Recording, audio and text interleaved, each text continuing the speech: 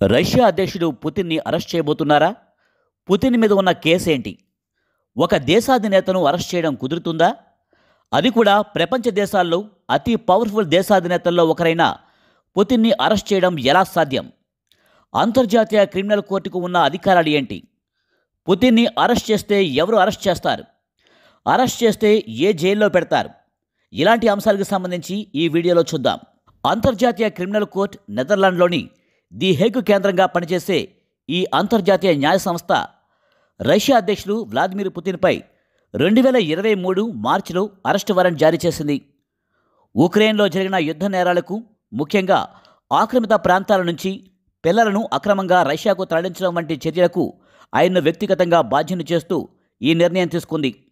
అయితే ఈ చర్యకు వెనుక ఒక వ్యక్తిగత ఫిర్యాదు కాకుండా 2022లో రష్యా దండయాత్ర తర్వాత 43 ఐసీసీ సభ్య దేశాలు అధికారిక అభ్యర్థన మేరకు ఐసీసీ ప్రాసిక్యూటర్ దర్యాప్తు ప్రారంభించి తగిన ఆధారాలు సేకరించి కోర్టుకు సమర్పించడం ద్వారా ఈ వారెంట్ జారీ అయింది.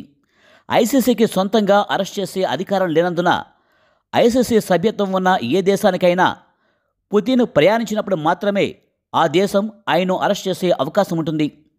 అయితే రష్యా ఐసీసీలో సభ్య దేశం కాదు కాబట్టి ఈ వారెంట్ను రష్యా తీవ్రంగా వ్యతిరేకిస్తూ దాన్ని చట్టబద్ధంగా చెల్లనిదిగా తిరస్కరించింది.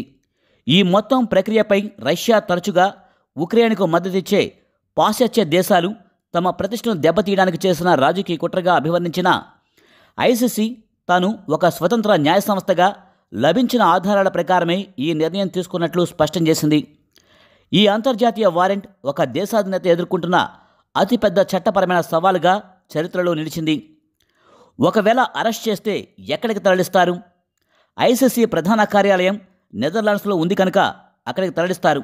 లేకపోతే ఐసీసీ సభ్య దేశాలు జైలుకు తరలించే అవకాశం ఉంటుంది. ప్రపంచంలోనే అత్యధిక అణ్వస్త్రాలను కలిగిన దేశంగా రష్యా ఉంది. దేశ అధ్యక్షుని అరెస్ట్ చేయాలనుకుంటే అది ఆ దేశ సార్వభౌమాధికారంపై దాడిగా భావిస్తుంది. మూడో ప్రపంచ యుద్ధానికి దారితీసే అవకాశం ఉంది కనుక రష్యా అధ్యక్షుని అరెస్ట్ చేయడం అనేది ప్రస్తుత పరిస్థితుల్లో అసాధ్యం.